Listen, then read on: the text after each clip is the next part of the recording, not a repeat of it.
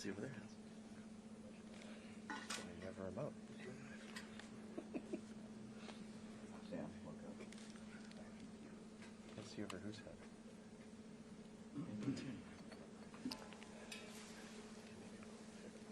Huh?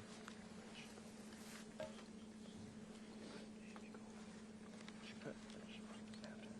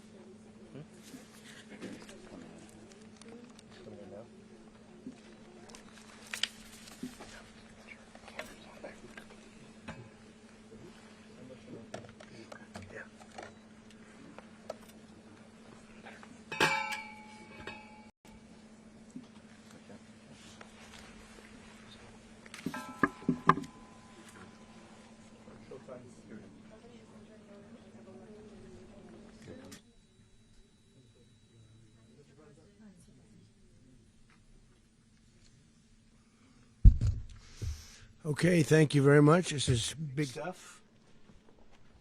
We appreciate you being here.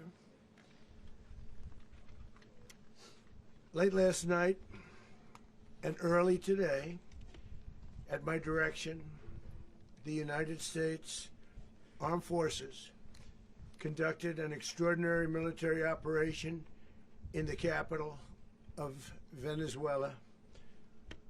Overwhelming American military power, air, land, and sea, was used to launch a spectacular assault. And it was an assault like people have not seen since World War II. It was a force against a heavily fortified military fortress in the heart of Caracas to bring outlaw dictator Nicolas Maduro to justice. This was one of the most stunning, effective, and powerful displays of American military might and competence in American history. And if you think about it, we've done some other good ones, like the attack on Soleimani, the attack on al-Baghdadi, and the obliteration and decimation of the Iran nuclear sites just recently in an operation known as Midnight Hammer. All perfectly executed and done. No nation in the world could achieve what America achieved yesterday, or frankly in just a short period of time. All Venezuelan military capacities were rendered powerless as the men and women of our military, working with U.S. law enforcement, successfully captured Maduro in the dead of night. It was dark. The lights of Caracas were largely turned off due to a certain expertise that we have. It was dark and it was deadly. But captured along with his wife, Celia Flores, both of whom now face American justice. Maduro and Flores have been indicted in the Southern District of New York, it's Jay Clayton, for their campaign of deadly narco-terrorism against the United States and its citizens. I want to thank the men and women of our military who achieved such an extraordinary success overnight with breathtaking speed, power, precision, and competence. You rarely see anything like it. You've seen some raids in this country that didn't go so well. They were an embarrassment.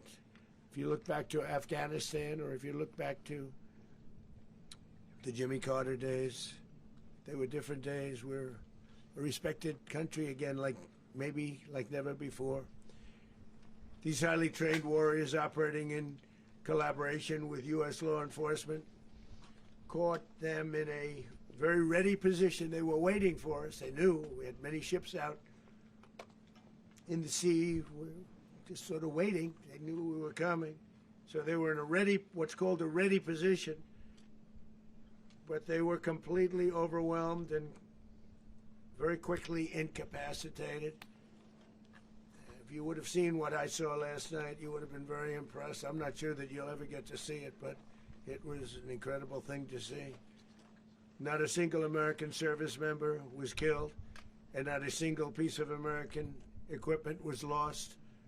We had many helicopters, many planes, many people involved in that fight. But think of that, not one piece of military equipment was lost, not one service member was, more importantly, killed. The United States military is the strongest and most fearsome military on the planet by far, with capabilities and skills our enemies can scarcely begin to imagine. We have the best equipment anywhere in the world. There's no equipment like what we have, and you see that even if you just look at the boats. You know, we've knocked out 97% of the drugs coming in by sea. 90%. Each boat kills on average 25,000 people. We knocked out 97%. And those drugs mostly come from a place called Venezuela. We're going to run the country until such time as we can do a safe, proper, and judicious transition. So we don't want to be involved with having somebody else get in and we have the same situation that we had for the last long period of years. So we are going to run the country until such time as we can do a safe, proper, and judicious transition. And it has to be judicious because that's what we're all about. We want peace, liberty, and justice for the great people of Venezuela, and that includes many from Venezuela that are now living in the United States and want to go back to their country. It's their homeland.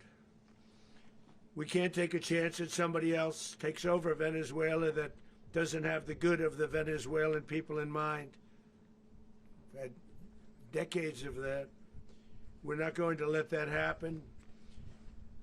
We're there now, and what people don't understand, but they understand as I say this, we're there now, but we're going to stay until such time as the proper transition can take place. So we're going to stay until such time as we're going to run it, essentially, until such time as a proper transition can take place. As everyone knows, the oil business in Venezuela has been a bust, a total bust, for a long period of time. They were pumping almost nothing by comparison to what they could have been pumping and what could have taken place. We're going to have our very large United States oil companies, the biggest anywhere in the world, go in, spend billions of dollars, fix the badly broken infrastructure, the oil infrastructure, and start making money for the country. And we are ready to stage a second and much larger attack if we need to do so. So we were prepared to do a second wave if we needed to do so. We actually assumed that a second wave would be necessary, but now it's probably not. The first wave, if you'd like to call it that, the first attack was so successful, we probably don't have to do a second, but we're prepared to do a second wave, a much bigger wave, actually. This was pinpoint, but we have a much bigger wave that probably won't have to do. This partnership of Venezuela with the United States of America, a country that everybody wants to be involved with because of what we were able to do and accomplish, will make the people of Venezuela rich, independent, and safe. And it will also make the many, many people from Venezuela that are living in the United States extremely happy. They suffered. They suffered. So much was taken from them. They're not going to suffer anymore. The illegitimate dictator Maduro was the kingpin of a vast criminal network responsible for trafficking colossal amounts of deadly and illicit drugs into the United States. As alleged in the indictment, he personally oversaw the vicious cartel known as Cartel de las Solas, which flooded our nation with lethal poison, responsible for the deaths of countless Americans, the many, many Americans. Hundreds of thousands over the years of Americans died because of him. Maduro and his wife will soon face the full might of American justice and stand trial on American soil. Right now they're on a ship. They'll be heading to ultimately New York, and then a decision will be made, I assume, between New York and Miami or Florida. But we have people where the overwhelming evidence of their crimes will be presented in a court of law. And I've seen it. I've seen what we have. It's both horrible and breathtaking that something like this could have been allowed to take place. For many years after his term as president of Venezuela expired, Maduro remained in power and waged a ceaseless campaign of violence, terror, and subversion against the United States of America, threatening not only our people, but the stability of the entire region. And you all saw it. In addition to trafficking gigantic amounts of illegal drugs that inflicted untold suffering and human destruction all over the country, all over in particular the United States. Maduro sent savage and murderous gangs, including the bloodthirsty prison gang Tren de Aragua, to terrorize American communities nationwide, and he did indeed. They were in Colorado. They took over apartment complexes. They cut the fingers off people if they called police. They were brutal, but they're not so brutal now. And I just have to congratulate our military, Pete and everybody, and our National Guard, because the job that they've done, whether it's in Washington, D.C., where we have a totally safe city, where it was one of the most unsafe cities anywhere in the world, frankly, and now we have no crime in Washington, D.C. We haven't had a killing. We had the terrorist attack a few weeks ago. A little bit of a different kind of a threat, but we haven't had a killing in a long period of time, 6-7 months. We used to have two, on average, 2 a week in Washington, our capital. We don't have that anymore. The restaurants are opening. Everyone's happy. They're going, they're walking their daughters, they're walking their children, their wives. They walk to restaurants. Restaurants are opening all over Washington, D.C. So I want to thank the National Guard. I want to thank our military. And I want to thank law enforcement. It's been amazing. And they should do it with more cities. We're doing it, as you know, and we're doing it in Memphis, Tennessee right now, and crime is down. We've just sort of started a few weeks ago, but crime is down now 77%. And the governor of Louisiana called, great person, and he wanted us to help him, as you know, in a certain very nice part of Louisiana, and we have done that. It was a rough section, and we have crime down. I understand it's down to almost nothing already after 2.5 weeks. New Orleans, it's down to almost nothing, and we've only been there for 2.5 weeks. Can't imagine why governors wouldn't want us to help. We also helped, as you know, in Chicago, and crime went down a little bit there. We did a very small help because we had no working ability with the governor. The governor was a disaster, and the mayor was a disaster. But it knocked down crime. But we're pulling out of there when they need us. We'll know. You'll know. You'll be writing about it. And likewise, Los Angeles, where we saved Los Angeles early on, where the head of the police department made a statement that if the federal government didn't come in, we would have lost Los Angeles.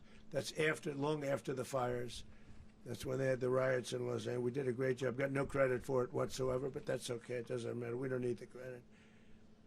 But we'll be pulling out when they need us. They'll call, or we'll go back if we have to. We'll go back. But we did a great job in various cities. But the place that we're very proud of is Washington, D.C., because it's our nation's capital. We took it from being a crime-ridden mess to being one of the safest cities in the country. But the gangs that they sent raped, tortured, and murdered American women and children. They were in all of the cities I mentioned, Tren de Aragua. And they were sent by Maduro to terrorize our people, and now Maduro will never again be able to threaten an American citizen or anybody from Venezuela. There will no longer be threats.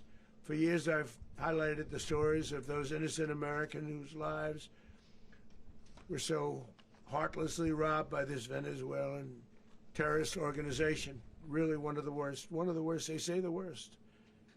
Americans like 12-year-old Jocelyn Nungary from Houston. Beautiful Jocelyn Nungary, what happened to her? They, as you know, they kidnapped, assaulted, and murdered by Tren de Aragua animals. They murdered Jocelyn and left her dead under the bridge. There was a bridge that will never be the same to so many people after seeing what happened.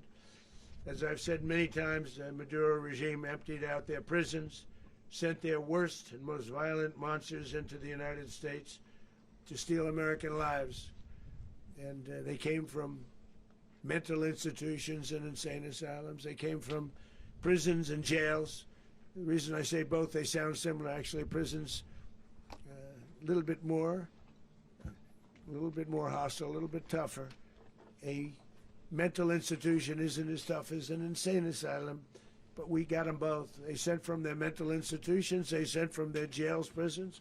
They were drug dealers, they were drug kingpins, they sent everybody bad into the United States. But no longer, and we have now a border where nobody gets through. In addition, Venezuela unilaterally seized and stole American oil, American assets, and American platforms, costing us billions and billions of dollars. They did this a while ago, but we never had a president that did anything about it. They took all of our property. It was our property. We built it. And we never had a president that decided to do anything about it. Instead, they fought wars that were 10,000 miles away. We built Venezuela oil industry with American talent, drive, and skill, and the socialist regime stole it from us during those previous administrations, and they stole it through force. This constituted one of the largest thefts of American property in the history of our country. Considered the largest theft of property in the history of our country. Massive oil infrastructure was taken like we were babies, and we didn't do anything about it. I would have done something about it. America will never allow foreign powers to rob our people or drive us back into and out of our own hemisphere. That's what they did. Furthermore, under the now deposed dictator Maduro, Venezuela was increasingly hosting foreign adversaries in our region and acquiring menacing offensive weapons that could threaten U.S. interests and lives. And they used those weapons last night. Potentially in league with the cartels operating along our border. All of these actions were in gross violation of the core principles of American foreign policy, dating back more than 2 centuries. And not anymore. All the way back, it dated to the Monroe Doctrines. And the Monroe Doctrine is a big deal. But we've superseded it by a lot. By a real lot. They now call it the Donroe Document. I don't know. It's Monroe Doctrine. We sort of forgot about it. It was very important, but we forgot about it. We don't forget about it anymore. Under our new national security strategy, American dominance in the Western Hemisphere will never be questioned again. Won't happen. So just in concluding, for decades, other administrations have neglected or even contributed to these growing security threats in the Western Hemisphere. Under the Trump administration, we are reasserting American power in a very powerful way in our home region. And our home region is very different than it was just a short while ago. The future will be, and we did this in my first term. We had great dominance in my first term, and we have far greater dominance right now. Everyone's coming back to us. The future will be determined by the ability to protect commerce and territory and resources that are core to national security. These are core to our national security. Just like tariffs are, they've made our country rich, and they've made our national security stronger than ever before. But these are the iron laws that have always determined global power. And we're going to keep it that way. We will secure our borders. We will stop the terrorists. We will crash the cartels, and we will defend our citizens against all threats, foreign and domestic. Other presidents may have lacked the courage or whatever to defend America, but I will never allow terrorists and criminals to operate with impunity against the United States. This extremely successful operation should serve as warning to anyone who would threaten American sovereignty or endanger American lives. Very importantly, the embargo on all Venezuelan oil remains in full effect. The American Armada remains poised in position, and the United States retains all military options until United States demands have been fully met and fully satisfied. All political and military figures in Venezuela should understand what happened to Maduro can happen to them, and it will happen to them if they aren't just, fair, even to their people. The dictator and terrorist, Maduro, is finally gone in Venezuela. People are free. They're free again. It's been a long time for them, but they're free. America is a safer nation. This morning, it's a prouder nation this morning because it didn't allow this horrible person and this country that was doing very bad things to us. It didn't allow it to happen. And the Western Hemisphere is right now a much safer place to be. So I want to thank everybody for being here. I want to thank General Raisin Kane. He's a fantastic man. I've worked with a lot of generals. I worked with some I didn't like. I worked with some I didn't respect. I worked with some that just weren't good. But this guy is fantastic. I watched last night one of the most precise attacks on sovereignty. I mean, it was an attack for justice. And I'm very proud of him, and I'm very proud of our Secretary of War, Pete Hegseth, who I'm going to ask to say a few words. Thank you very much. Mr. President, can you explain how the U.S. will run Venezuela? Well, thank you, Mr. President. Finally, a commander-in-chief the world respects and the American people deserve. And as the President said, words can barely capture the bravery and the power and the precision of this historic operation. A massive joint military and law enforcement raid flawlessly executed by the greatest Americans our country has to offer. American warriors are second to none, the best in the world and the best of our country. What all of us witnessed last night was sheer guts and grit, gallantry, and glory of the American warrior. I'm simply humbled by such men, and I tip my hat to our chairman, Dan Raisin Kane, and all those Americans who stood watch last night. Our warriors are the elite of America, and again, President Trump has your back. No other country on planet Earth, and it's not even close, could pull this kind of operation off. And no other president has ever shown this kind of leadership, courage, and resolve. The most powerful combination the world has ever seen. As the President said, our adversaries remain on notice. America can project our will anywhere, anytime.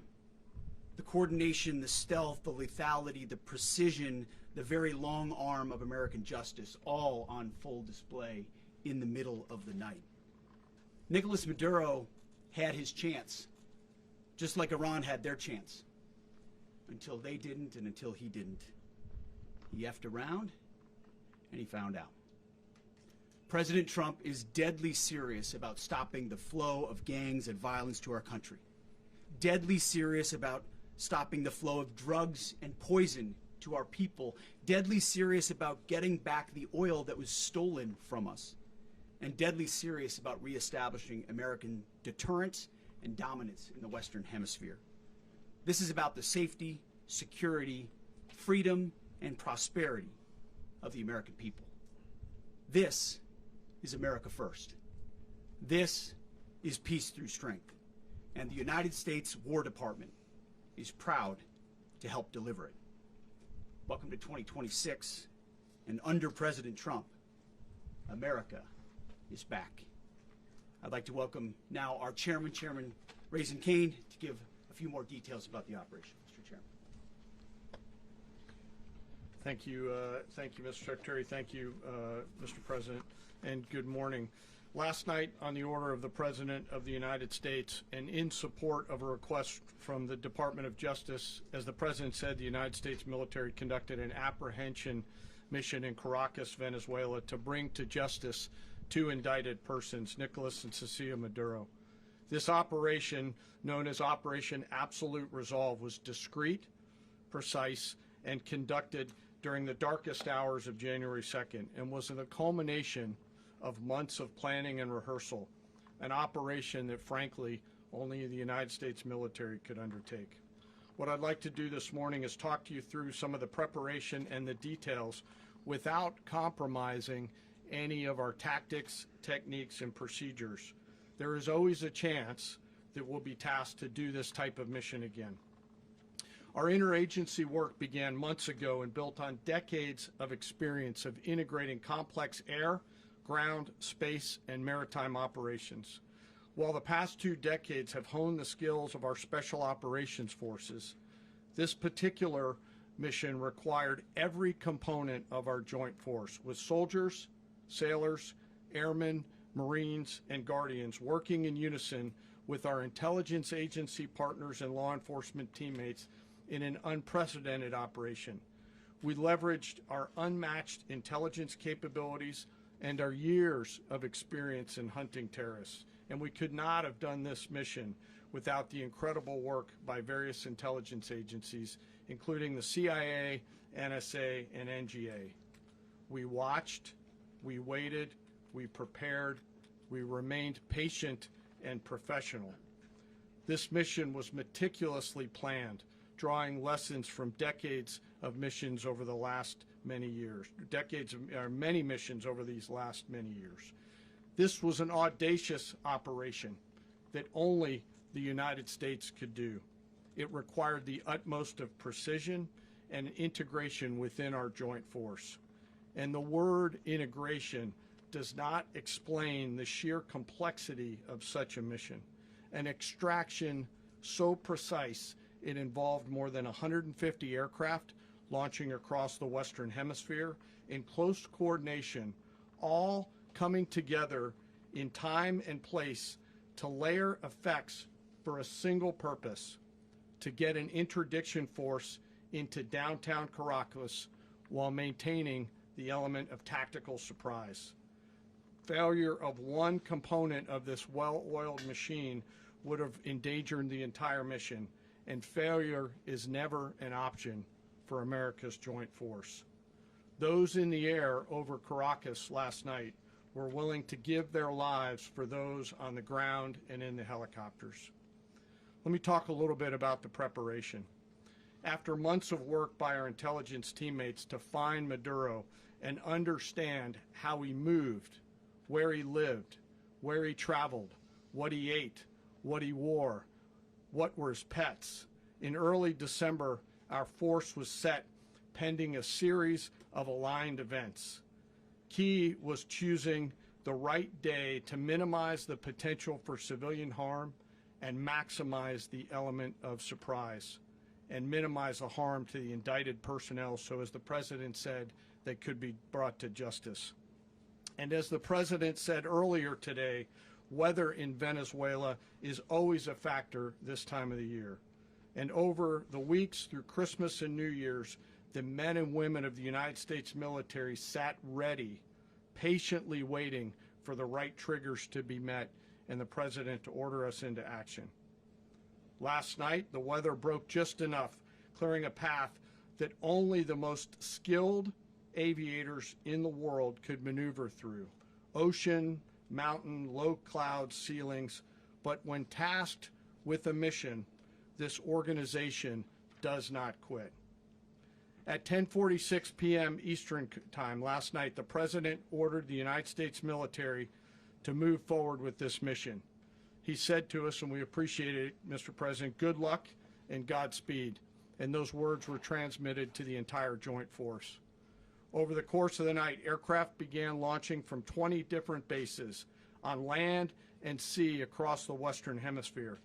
In total, more than 150 aircraft, bombers, fighters, intelligence, reconnaissance, surveillance, rotary wing were in the air last night. Thousands and thousands of hours of experience were airborne. Our youngest crew member was 20, and our oldest crew member was 49, and there's simply no match for American military might. As the night began, the helicopters took off with the extraction force, which included law enforcement officers, and began their flight into Venezuela at 100 feet above the water. As they approached Venezuelan shores, the United States began layering different effects provided by Spacecom, Cybercom, and other members of the interagency to create a pathway. Overhead, those forces were protected by aircraft from the United States Marines, the United States Navy, the United States Air Force, and the Air National Guard.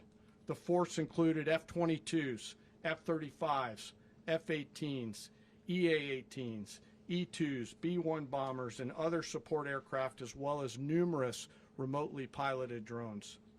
As the force began to approach Caracas, the Joint Air Component began dismantling and disabling the air defense systems in Venezuela, employing weapons to ensure the safe passage of the helicopters into the target area. The goal of our air component is, was, and always will be to protect the helicopters and the ground force and get them to the target and get them home. As the force crossed the last point of high terrain where they'd been hiding in the clutter, we assessed that we had maintained totally the element of surprise.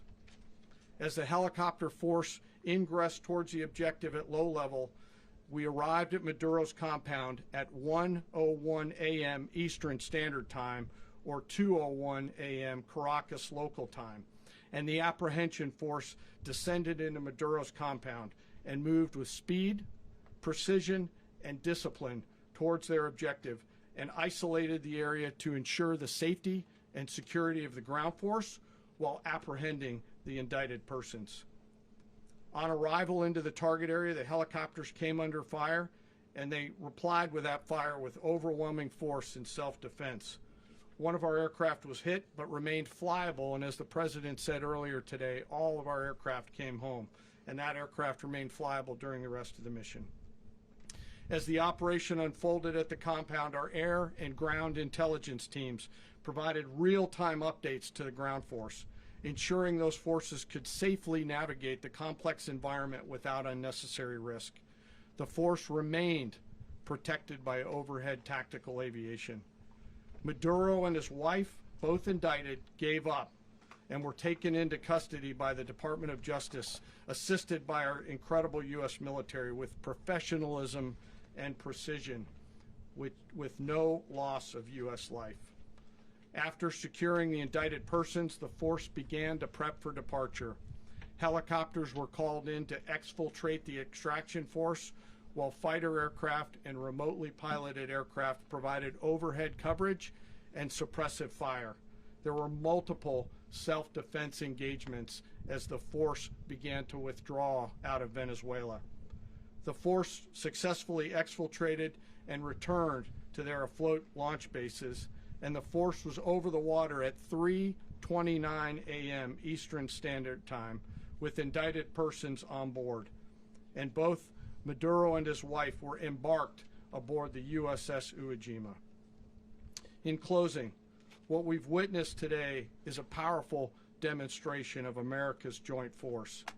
We think, we develop, we train, we rehearse, we debrief, we rehearse again and again, not to get it right, but to ensure that we cannot get it wrong.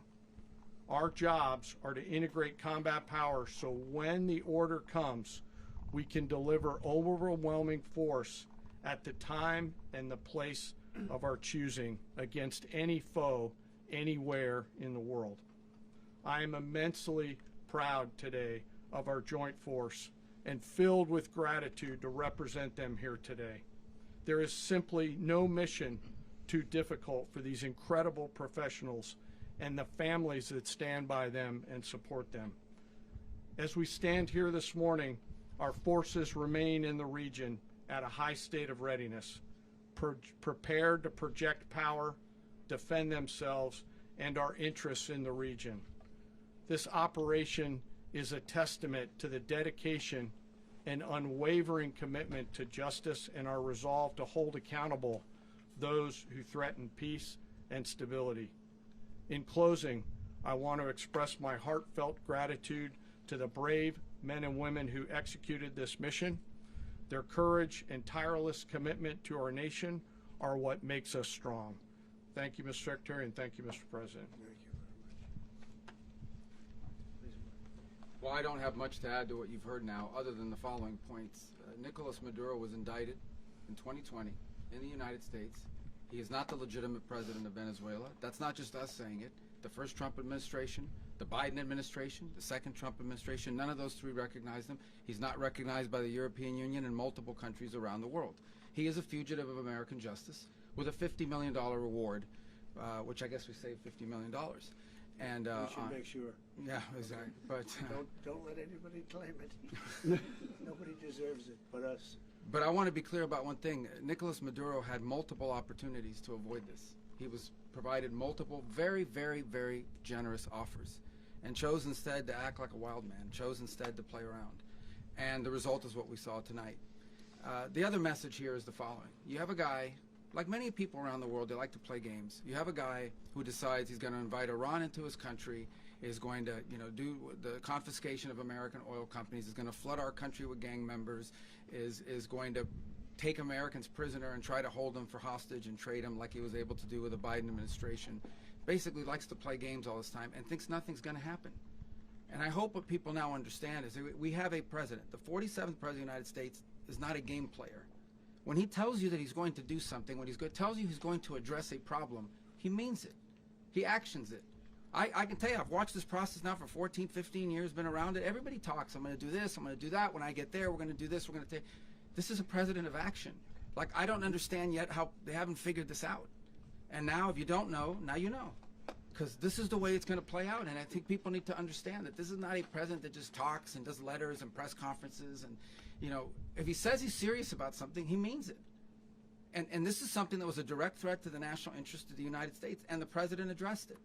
There's a president of peace, by the way. I told you what I just said earlier. This guy had multiple opportunities to find his way somewhere else and figure out another. He could have been living somewhere else right now, very happy, but instead he wanted to play big boy. And so now, he's got other sets of problems on his hands.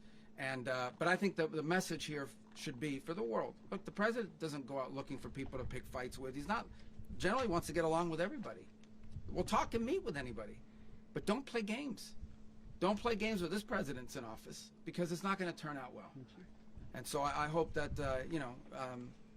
I guess that lesson was learned last night, and we hope it'll be instructive moving forward. Is that a message for Cuba? Mr. President. Mr. President. Mr. President. Mr. President. Mr. President. You said that the U.S. is going to run Venezuela, so who's in power right now? Well, we're going to be running it with a group, and we're going to make sure it's run properly. We're going to rebuild the oil infrastructure, which will cost billions of dollars. It'll be paid for by the oil companies directly.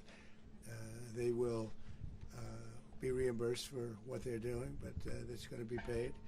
And we're going to get the oil flowing the way it should be. As you know, it was just a minor flow. It was actually a minor flow for what they have.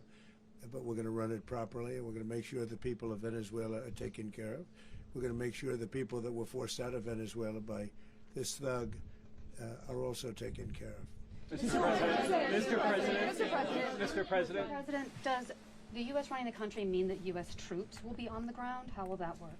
Well, they always say boots on the ground. So we're not afraid of boots on the ground if we have to have. We had boots on the ground last night at a very high level, actually. We're not afraid of it. We don't mind saying it.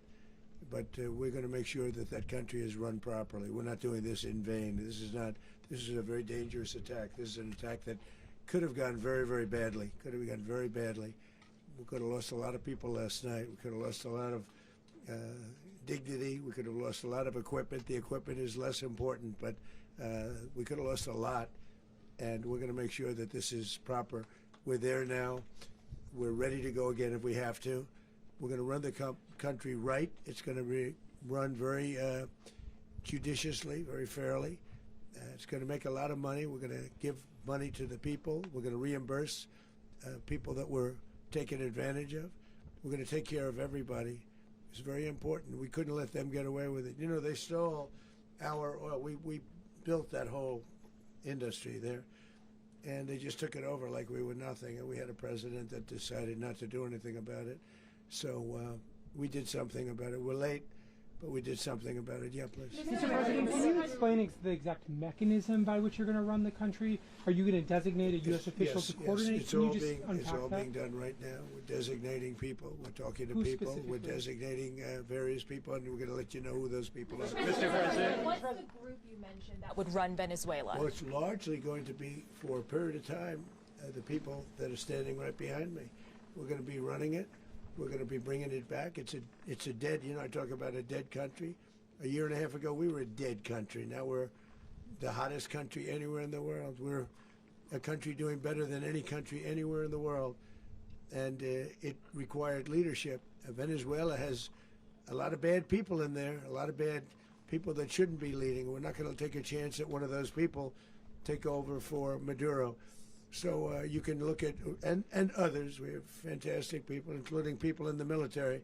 So we're going to have a group of people running it until such time as it can be put back on track, make a lot of money for the people, and give people a great way of life, and also reimbursement for people in our country that were forced out of Venezuela. Mr. President. Rubio would be.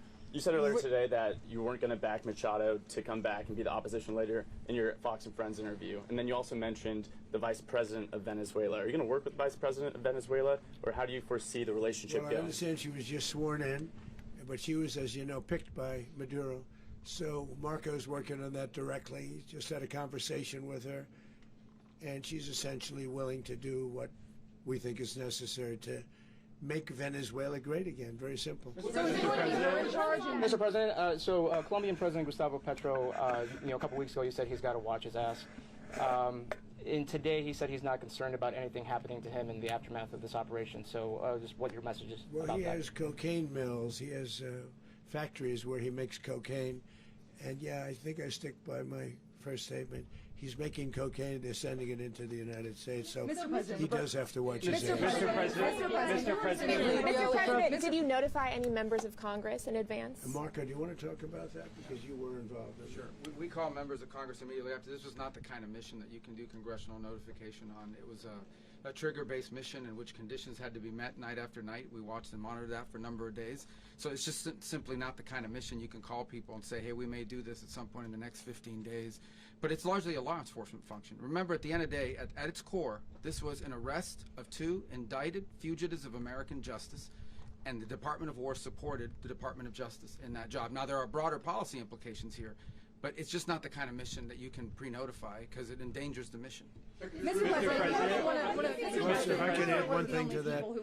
Congress has a tendency to leak. This would not be good. If they leaked, General, I think it would have been maybe a very different result. But I have to say, they knew we were coming at some point, We had a lot of ships out there. They sort of knew we were coming. But Congress will leak, and we don't want leakage. Mr. President. You were one of the only people to watch this all play out live. What was Maduro doing when the U.S. forces entered what I assume would be his home? And also, was there any point where the U.S. was considering if Maduro pushed back or resisted killing Maduro? It could have happened. It could have happened. He was trying to get into a safe place. You know what a safe place is, all steel. And he wasn't able to make it to the door because our guys were so fast. They went through the opposition so fast. And there was a lot of opposition. People were wondering, do we get them by surprise? Sort of surprised, but they were waiting for something. It was a lot of opposition. There was a lot of gunfire. You saw some of it today. But he was trying to get to a safe place, which wasn't safe because we would have had the door blown up in about 47 seconds, they say on average, regardless of how thick the steel was. It was a very thick door. It was a very heavy door, but he was unable to get to that door. He made it to the door. He was unable to close it. So where is Maduro going to be? Go ahead, finish. Where is Maduro going to be in the time being right now? Do you know his exact Well, whereabouts? eventually, ultimately, in the near future, he's going to be brought to New York. And where is he going to be held? Where is he going to be held in New York? Do you know? That's going to be up to the officials that do these things. Mr. President, the U.S. has something of a mixed track record of ousting dictators without necessarily a plan for what comes afterwards. Not with Did me, that weigh on your decision Well, that's making? when we had different presidents, but with me, that's not true. With me, we've had a perfect track record of winning. We win a lot, and we win. If you look at Soleimani, you look at al-Baghdadi, you look at the Midnight Hammer. Midnight Hammer was incredible. Right now, you wouldn't have peace in the Middle East. We have essentially peace in the Middle East because of that. If we weren't successful with Midnight Hammer, you wouldn't have peace in the Middle East. So, with me, you've had a lot of victory. You've had only victories. You've had no losses. Yeah. Mr. President, can you? How long do you expect the U.S. to run Venezuela, and how soon do you want the Venezuelan people to hold elections? So I'd like to do it quickly, but it takes a period of time. We're rebuilding. We have to rebuild their whole infrastructure. The infrastructure is rotted. it's actually very dangerous. It's a, blow up territory. Oil is very dangerous. It's a very dangerous thing to take out of the ground. It can kill a lot of people. It has killed a lot of people doing just that. The infrastructure is old. It's rotted. Much of it is stuff that we put there 25 years ago, and we're going to be replacing it. And we're going to take a lot of money out so that we can take care of the country. Are you saying that Secretary Rubio and Mr. President, China, Russia, and Iran have interests in Venezuela. How does this operation affect your relationships with them when it comes to the oil and in terms of drugs? China and Russia, Russia when we get things straightened out. But in terms of other countries that want oil, we're in the oil business. We're going to sell it to them. We're not going to say we're not going to. In other words, we'll be selling oil probably in much larger doses because they couldn't produce very much because their infrastructure was so bad. So we'll be selling large amounts of oil to other countries, many of whom are using it now, but I would say many more will come. Are you saying that, Mr. President, are you saying that?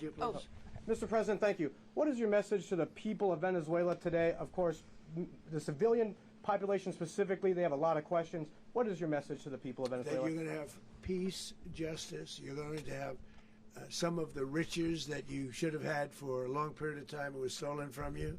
But you're going to have peace and you're going to have safety. You're going to have justice. You're going to have a country. You're going to have a real country. You're going to have potentially a great country. You know, if you go back 20 years, maybe even a little longer ago, that was a great country. And they destroyed it. Remember I said that if we lose this election, the United States will be Venezuela on steroids. That's what would have happened. Had we lost the election, the 2024 election, we suffered so badly. When you look at the border from 2020, what they did, what Joe Biden administration did to our country should never be forgotten. But if we had to go through another year of that, we would be exactly where Venezuela was in terms, I used to say, if they win, we're going to be Venezuela on steroids, and that's what would have happened. President, thank you. Are you saying that Secretary Hegseth and Rubio are going to be running Venezuela, and will you be sending in U.S. military They're troops going to to be a provide? team that's working with the people of Venezuela to make sure that we have Venezuela right. Because for us to just leave, who's going to take over? I mean, there is nobody to take over. You have a vice president who's been appointed by Maduro. And right now she's the vice president, and she's, I guess, the president. She was sworn as president just a little while ago. She had a long conversation with Marco, and she said, we'll do whatever you need. I think she was quite gracious, but she really doesn't have a choice. We're going to have this done right. We're not going to just do this with Maduro, then leave like everybody else, leave and say, let it go to hell. If we just left, it has zero chance of ever coming back.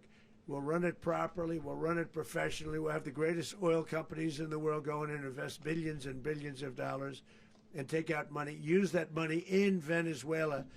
And the biggest beneficiary are going to be the people of Venezuela. And also, I can't stress this strongly enough, the people that got thrown out of Venezuela that are now in the United States, and frankly, some want to stay and some probably want to go back. Yeah. So, Mr. President, what is being done to protect Americans in the country, and were any of the detained Americans Well, right now they're very last protected night? because nobody's going to mess with us. They're very protected. The people of, and we let them know that you better not touch one of them.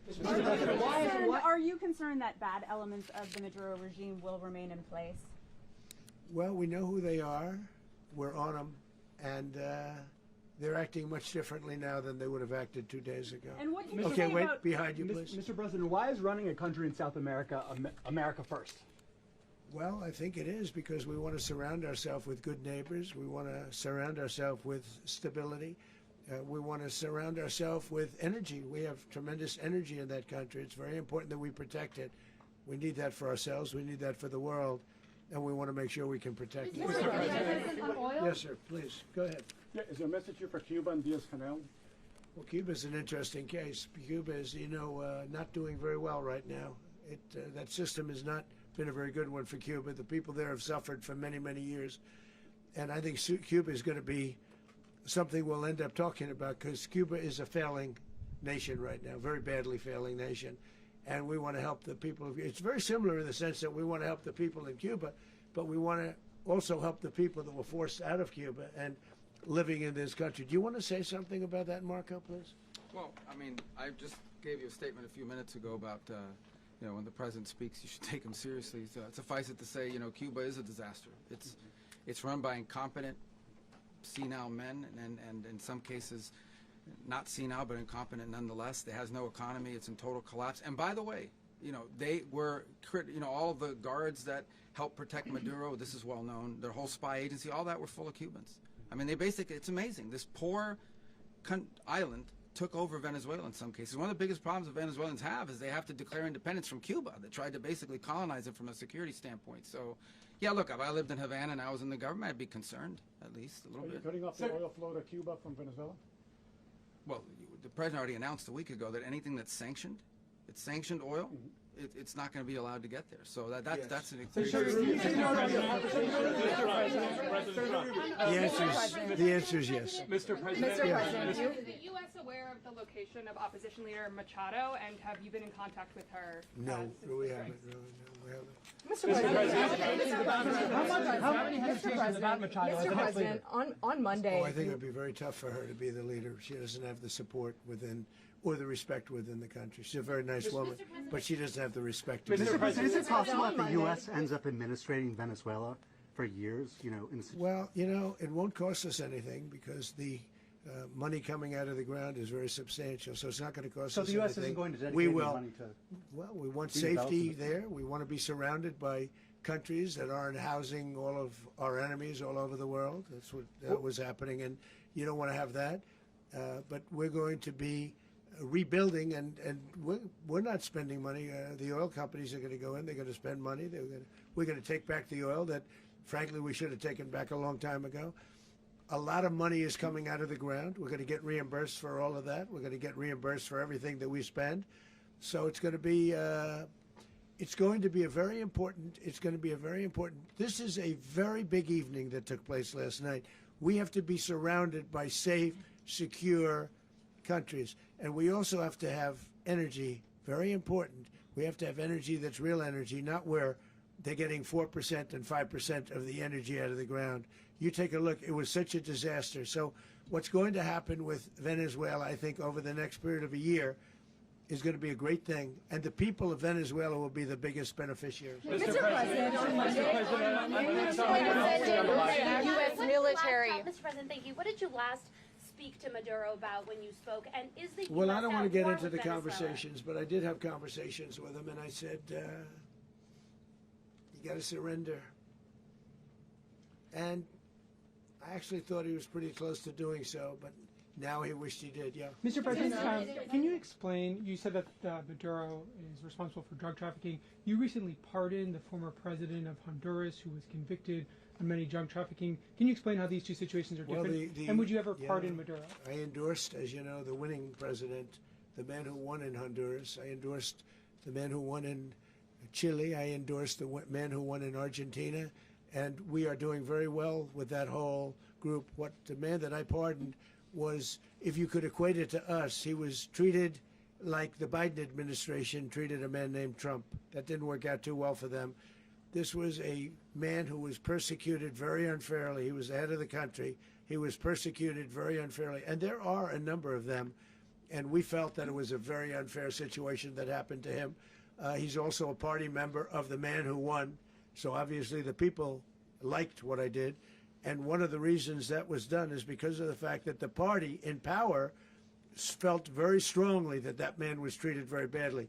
I studied it very quickly, and then I studied it in great detail. I went to a lot of the people standing behind me, and they felt that that man was persecuted and treated very badly. That's why I gave him a pardon. Mr. President, you referenced boots on the ground earlier. Can you just sort of button this up? Do you envision the U.S. military having a presence in Venezuela as the U.S. runs that country? Well, no, we're going to have a presence in Venezuela as it pertains to oil, because we have to have, we're sending our expertise in. So you may need something, not very much. But no, we're going to be taking out a tremendous amount of wealth out of the ground. And that wealth is going to the people of Venezuela and people from outside of Venezuela that used to be in Venezuela. And it goes also to the United States of America in the form of reimbursement for the damages caused us by that country. So I want to thank you all very much. Thank you. Do you have one? Yes, please. You were so nice before. I'm going to give you the final question. Go Thank ahead. you, Mr. Unless it's a President. bad question, in It's which about case I'll Putin. go one word. It's about who? It's about Putin, if you want. About Putin. Well, Okay. that's always nice. You had a to talk phone. about Putin. You had a phone call with him Yeah. on Monday. Did he talk at all about Maduro? Did y'all talk about this? No, we didn't. And We then- never spoke about Maduro. Are you mad at him right now? I mean, there's this I'm not intelligence. thrilled with Putin. I'm not thrilled with Putin. He's killing too many people. There was that I intelligence. thought that would be so. I settled 8 1/4 war. You know what the 1/4 was? Thailand and Cambodia. I did it again. They broke out, and I did it in about 5 hours, and I settled it. I'm giving myself 1/4, so I'm up to now 8 1/4. In other words, I settled the war, but then they broke out. They had a pretty bad breakout over the last 4 days. I got them to go back to peace. So I only give 1/4. I thought the easiest one would be, one of the easier ones would be Russia, Ukraine. It's not. And they both have done some pretty bad things. And look, that's Biden's war. That's not my war. But I want to stop the lives. Did you see where last month, 30,000, it was 27,000 the month before.